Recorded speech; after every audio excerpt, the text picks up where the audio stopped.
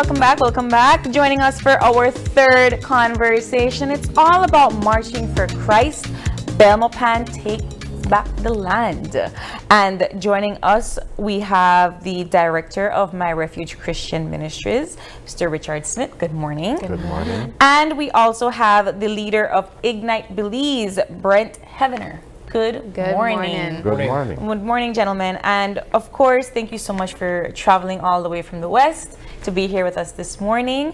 The Christian Parade is almost like a staple in Belmopan for the 20th of September. Yes. Kind of opens up for the fireworks and for the 21st celebration. So let's talk about that, its history, and why it got started in the first place. Well, thank you, and it's always good to be here. I feel like this is part of my home as That's well. good. That's good. We're doing our jobs then. But Taking Back the Land Parade, this is the 35th year of Taking Back the Land Parade in Belmopan. Some years ago, Mr. John Saldiva, who is the chairperson for Recondev, asked me if the church could help for flag raiser, because there's only 15 people at flag raiser, and they were losing the momentum. And so they asked the church to come in. And that really speaks a volume of how important the church is in the community. Yeah. And so 35 years ago, we took it over and we maxed out National Assembly building steps. It's too small for us. So we've been going around. One of the goal for Take Back the Land Parade was to highlight Belmopan as the place to be. And so we have several things we have accomplished through the 35 years. One is to see the Prime Minister read his speech from Belmopan, being the capital. Two is to see our road lead to Belmopan for the 20th night. We have people coming from Ladyville, people coming from Independence, Mango Creek, All over the country. Stein Creek, Right. St. Ignacio, right? It's a big parade. And what I like about it is, even though I have been the spearhead leader for that, people did not say Richard Parade. They said a church parade. And even the unbeliever look forward to it because it brings a special consciousness for the city. And we were hoping that Belmopan would be focusing on 20th night as a sacred night to reflect on the goodness of God. We talk about 44 years, strong together, and all of this, rising forever. If we're going to do that, we have to incorporate God back to his place. So is that where the Take Back the Land comes from? Yes. Talk about the significance of the motto. The Take Back the Land is, if you know Honorable George Cale Price, his focus was the Constitution says supremacy of God, acknowledging God first, because that's where we get power and transformation in a nation. So the idea is take back the principle that make a nation great. So we've been doing that, inviting churches all over. We start in Roaring Creek, because remember, Roaring Creek is you could almost say the mother city of Belmopan. The mother city. Right, because that's where the people were camping out, eat, socialize. All socialization took place in Roaring Creek to build Belmopan. So coming from Roaring Creek, it is ushering a prophetic understanding of going into the city. The scripture says, wherever foot shall tread upon shall be yours. So we walk from Roaring Creek, and actually, I'm not on I don't do much of exercise, but that night. Will you be walking? That night, no, I have to walk from Roaring Creek to Belmopan, back and forth to inspect those trailers, make sure we're in line with keeping our I like the bit of history from Roaring Creek there. Definitely appreciate that. But I want to get Brent in a conversation. He represents Ignite Belize. Talk about your involvement in this march. Absolutely. Yeah. Right now, Gen Z in Belize, Gen Z is between the ages of 13 and 28, born between 1997 and 2012. Yeah, Gen Z in Belize, we're hungry for something more, right? We've sometimes not seen a good example of what a father figure looks like, of what a mother figure looks like, but we're hungry for revival. We're hungry for an encounter with Jesus.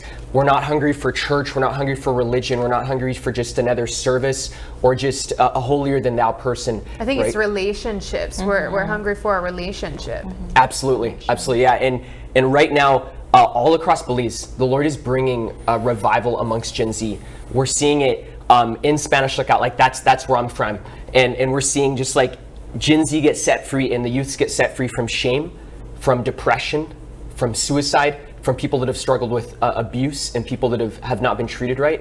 And so right now, the Lord is like releasing something incredible within Gen Z in our country. And so part of what's happening and what's incredible about this weekend is we're rallying Gen Z from all over Belize. And we're saying, hey, if you're Gen Z, if you're between the ages of 13 and 28, and you want to see a move in your country, come to the roundabout at the Hummingbird Highway roundabout. We're going to be there. We're going to be actually right in front of courts on the sidewalk there. We're going to be rallying at 6 p.m. This Saturday, the 20th. And the mayor is going to give the key over to the church. And then the older generation is going to pass the torch of revival, pass the torch of the anointing of the Lord onto this generation. And so that's what we're pumped about. That's what we're like pressing in for. I noticed that the parade itself, well, when I was a kid, 35 years, it's definitely older than I am, this parade. But from when I was a kid, that's the thing that we would look forward to, right? We park our cars by the roundabout and we just watch all of the floats go by. Mr. Smith, talk to us about how you've seen this parade grow, because my parents used to say it used to be small, right? And then now you have these big floats, all of these lights and all of these sound systems, and the amounts of persons that they're not just spectators, but they also like walk after they've passed, so it becomes like a movement or like a rallying of people that are spectators. To the National Assembly. So let's talk about the evolution. Well, like I said, 35 years ago when we started, it was a 16-foot trailer behind a pickup truck. And up to now, I don't understand how the entire worship team fit in there with sound system, generator and everything. But now we can't go less than 40 foot. And now we're looking for 53-footer trucks. Because like this one is coming in.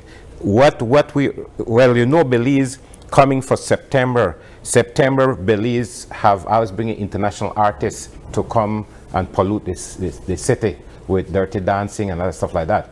We have decided, listen, if this is a trend that people are looking for, to international artists, so we've been bringing international artists. That's Emron Henry from St. Lucia. We bring in Jason Mighty from Jamaica. We bring in different artists. Every year we try to bring international artists. Yes, to redeem. To redeem.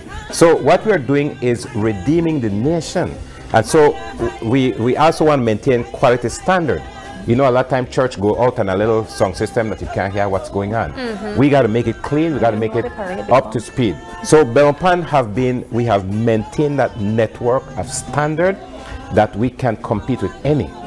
And secondly, what we are looking at is to see transformation. Let me tell you something. In Belmopan is the only city that have not gotten carnival parade. Yeah. 1 year they tried to bring it in, and the vehicle broke down along the highway. That was divine intervention. It was divine intervention. I know it is. Okay. Because we've been praying. Because what is being released into those kind of time and moment is not a good thing for the city. So we've been praying. By the time we get to the finishing of that parade on the 21st at May Garden Park, the Carnival Road March just got there. It was too late to participate. Yeah. This year, for the second year, they're going to do Juvier.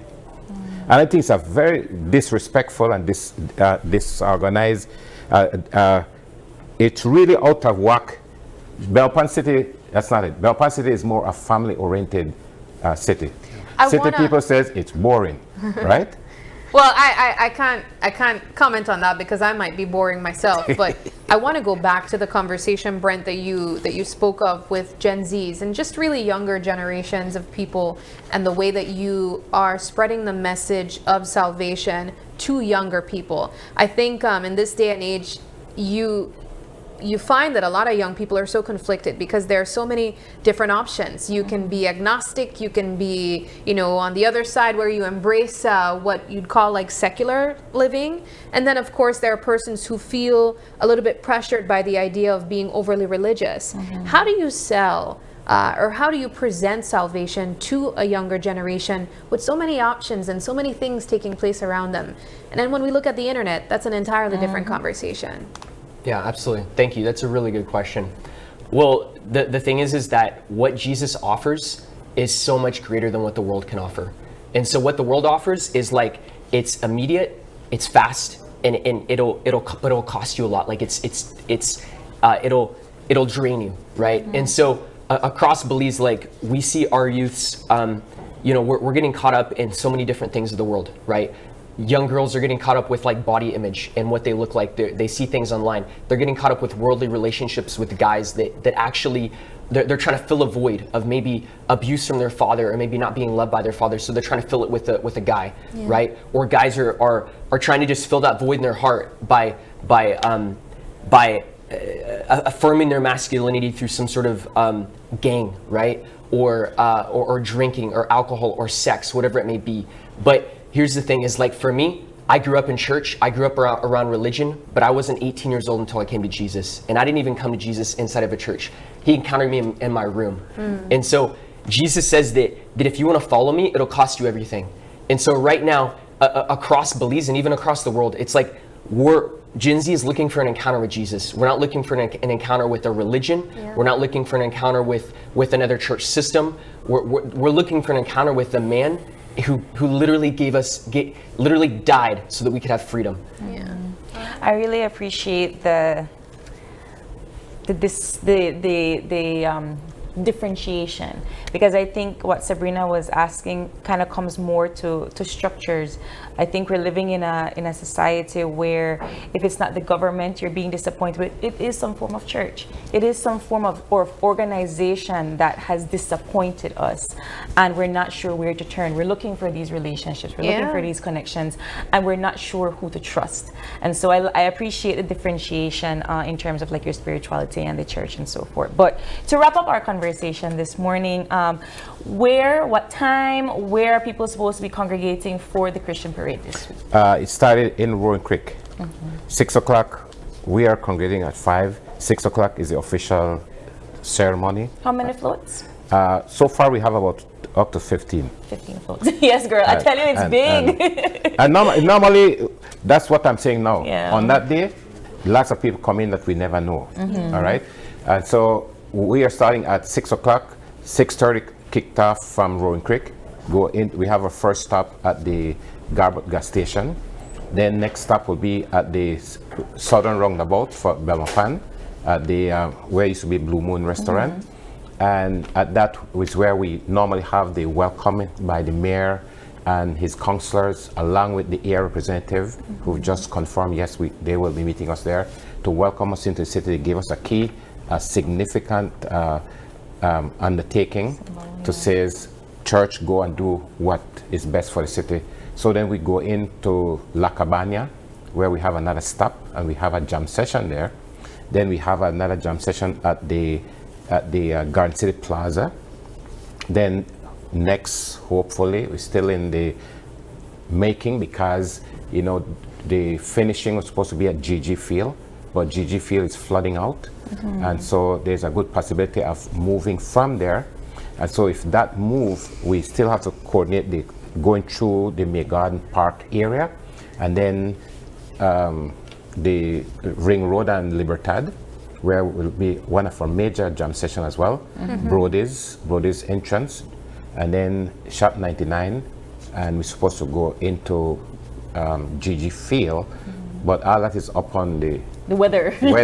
Yeah. But if all things go, then we have a location which is available, rain or shine, we could still be jamming there.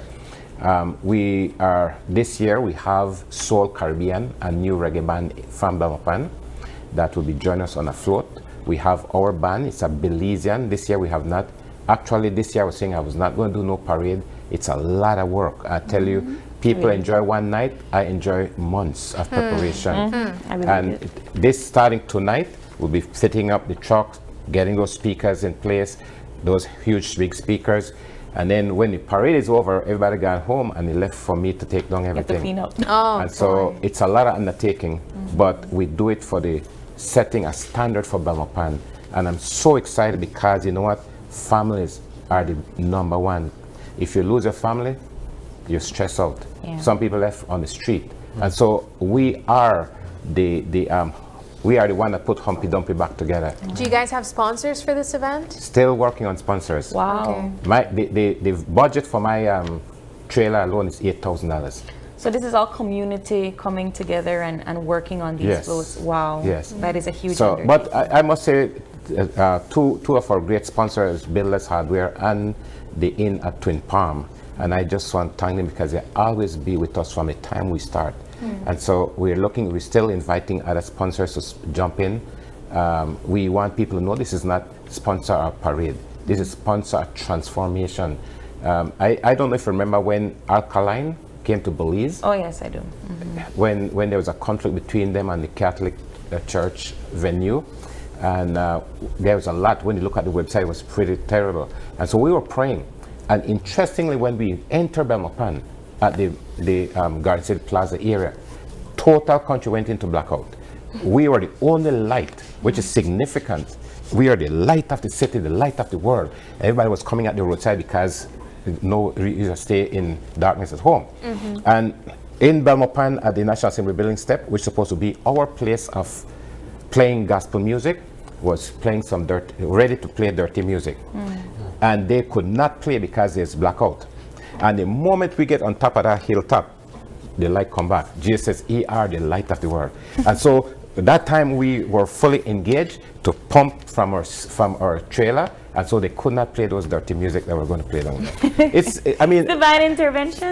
I mean, God's been doing some great things. I could tell you there's so much over the past 35 years that Take Back Land has been a landmark in the city of Belmopan. Well, we look forward to seeing another wonderful, successful parade. Thank you both so much for joining us this morning, and we look forward to hearing more about it. If I could say one more thing in closing, this year, and bringing Brett with us this year, for the first time, the Gen Z declaration released for the city of Belmopan.